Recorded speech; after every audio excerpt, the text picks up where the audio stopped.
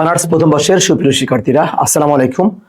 আজকে আমরা আলোচনা করব তোমাদের সাধারণ দ্বিঘাত সমীকরণ এই অধ্যায়ের বেসিক্যাল কিছু নিয়ে। শুরুতেই আমরা আমাদের সাধারণ দ্বিঘাত সমীকরণ সম্পর্কে জানার চেষ্টা করব। আমরা শুরুতেই জানবো সাধারণ দ্বিঘাত সমীকরণটা কি জানবো ভাইয়া? সাধারণ দ্বিঘাত সমীকরণ। তাহলে খেয়াল করতে হবে যে a, h ও b এর প্রত্যেকটি মান শূন্য না হলে, কি বলছে ভাইয়া, যে এর মান, এইচ এর মান আর বি এর মান কি প্রত্যেকটির মান শূন্য না হলে a x square plus two h x y plus b y square plus কত, x square plus two h x y plus b y square plus two g x plus two f y plus c equal শূন্য সমীকরণটিকে সাধারণ দ্বিঘাত সমীকরণ বলা হয়। তাহলে প্রিয় ভাই বোনেরা, আমাদেরকে খেয়াল করতে হবে, যদি এই সমীকরণের এইচ এর মান, এর মান আর বি এর মান কি শূন্য না হয়, সেই ক্ষেত্রে এই টোটাল সমীকরণটাকে আমরা কি বলবো? সাধারণ দ্বিঘাত সমীকরণ। যদি একটা শূন্য হয় বা দুইটা শূন্য হয় তাও কিন্তু হবে, বাট প্রত্যেকটা শূন্য হলে কিন্তু সেইটা আর আমাদের কি সাধারণ দ্বিঘাত সমীকরণ থাকবে না। তাহলে সাধারণ দ্বিঘাত সমীকরণ হতে হলে এর মান, এইচ এর মান, বি এর মান কি আমাদের কি শূন্য হবে না একসাথে সবগুলা। তার পরবর্তীতে আমরা একটু শনাক্তকরণ শিখবো, কিভাবে সাধারণ দ্বিঘাত সমীকরণ থেকে বিভিন্ন রকমের আকার পাওয়া যায়। তাহলে আমরা এখন কি জানবো? শনাক্তকরণ।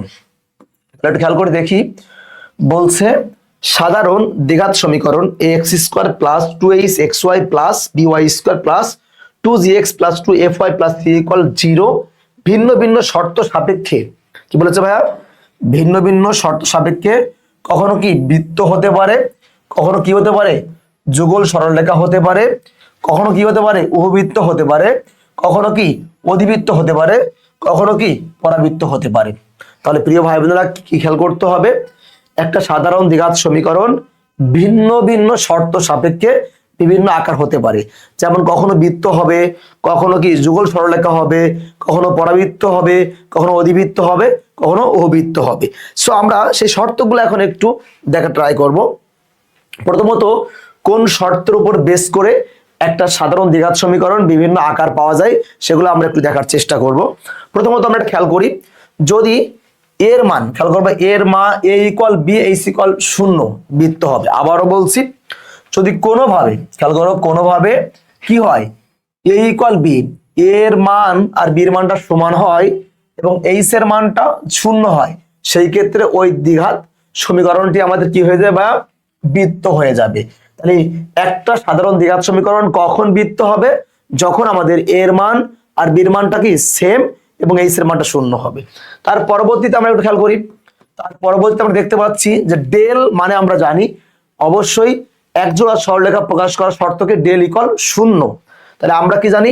ডেল ইকুয়াল শূন্য। তা ডেল মানে কি, এটা কিন্তু আমরা প্রমাণ করছি এর আগেও, a b c plus two f g h minus a b square minus b g square minus c square equal শূন্য। অর্থাৎ যদি কোনো সাধারণ দ্বিঘাত সমীকরণ থেকে ডেলের মানটা সরাসরি শূন্য হয়, তাহলে আমরা সেই সাধারণ সমীকরণটাকে কি বলবো? যুগল সরলরেখা প্রকাশ করে। এগুলো কিন্তু খুবই ইম্পর্টেন্ট একটা ছক। এখান থেকে আমাদের কুইজ প্রশ্ন পরীক্ষায় হতে পারে, আবার প্রত্যেকটা ম্যাথ সমাধান করতে গেলে কিন্তু এই ছকটা কাজে লাগবে। তার পরবর্তীতে আমরা আরেকটা খেয়াল করি, এই তিনটা কিন্তু আমাদের একই রকমের। হ্যাঁ, একটা বলছে, খেয়াল করতে হবে আমাদের, যে ডেল ইকুয়াল শূন্য, এ প্লাস বি ইকুয়াল শূন্য। যদি এই দুইটা ডেলের মান শূন্য হয় আর এ প্লাস বি এর মানটা শূন্য হয়, তাহলে কি হবে ভাইয়া? লম্ব যুগল সরলরেখা প্রকাশ করে। ওকে, তার পরবর্তী দেখো, ডেল ইকুয়াল শূন্য, A B minus A square equal শূন্য হয়, তাহলে সমান্তরাল যুগল সরলরেখা প্রকাশ করবে। তারপর আরেকটা কি বলছে, ডেল ইকুয়াল শূন্য, এ b square minus b g square minus c square যদি হয়, অর্থাৎ এই তিনটে সমান হয়, তাহলে সমপতিত যুগল সরলরেখা প্রকাশ করবে।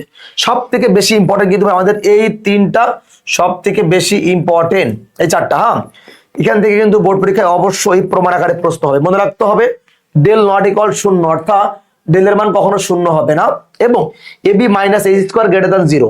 তাহলে ডেলের মান শূন্য নয়, যে কোনো একটা মান বেরোতে পারে, পজিটিভ অথবা নেগেটিভ, এবং A B minus A square মানটা অলওয়েজ টাইম শূন্য থেকে বড় অর্থাৎ ধনাত্মক মান হলে সেটা আমাদের কি হয়ে যাবে? উপবৃত্ত হয়ে যাবে। আর যদি কি হয়ে যায়? নেগেটিভ হয়, অর্থাৎ A B minus A square মানটা শূন্য থেকে ছোট হয় অর্থাৎ নেগেটিভ হয়, সেই ক্ষেত্রে হবে কি অধিবৃত্ত ভাইয়া। আর একটা আছে খেয়াল করবা যে A B minus A square equal শূন্য হলে আমাদের কি হবে পরাবৃত্ত হবে।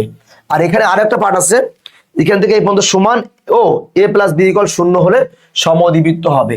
তাহলে আশা করতেছি প্রিয় ভাই বোনেরা তোমাদের এই ছকটা অবশ্যই মনে রাখতে হবে কখন কোন শর্ত প্রকাশ করে।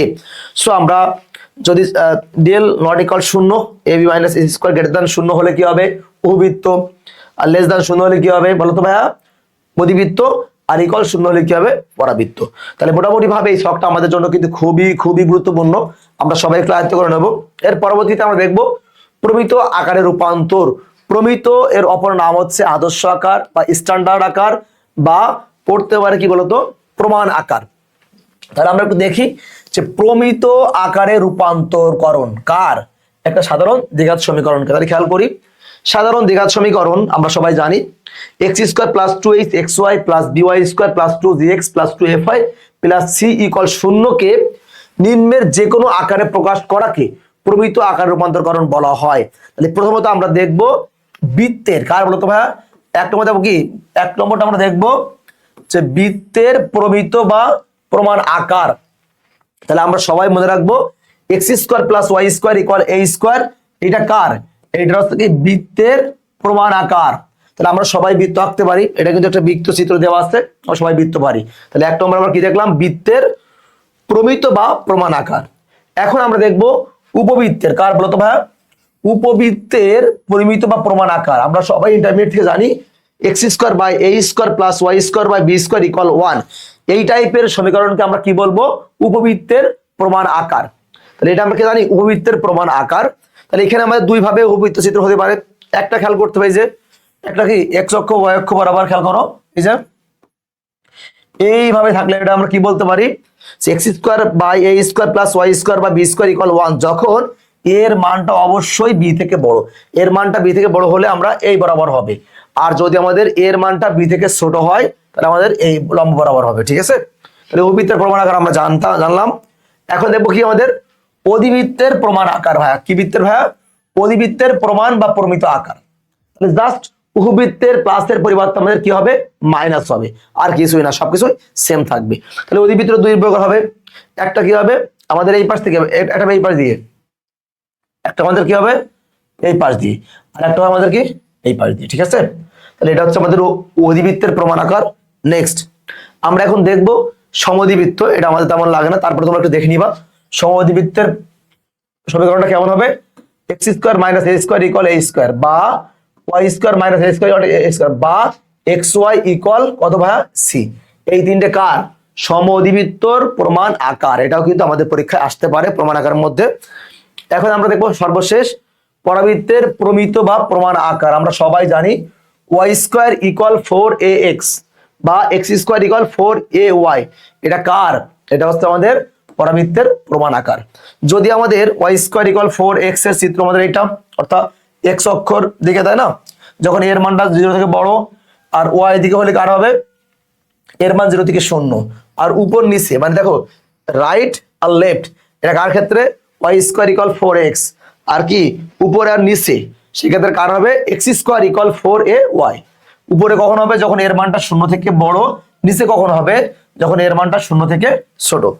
সো প্রিয় ভাই বোনেরা আশা করছি তোমরা এই অধ্যায়ের এই যে বেসিক্যাল আলোচনা থেকে অবশ্যই তোমরা মনে রাখবা, কারণ আমাদের এই অধ্যায়ের ম্যাথগুলো সমাধান করতে হলে এই শর্তগুলো বা এই সমীকরণগুলা আমাদের অবশ্যই অবশ্যই মনে রাখতেই হবে। সো আজকের এই পর্যন্তই, দেখা হচ্ছে পরবর্তী ক্লাসে। সকলকে আসসালামু আলাইকুম।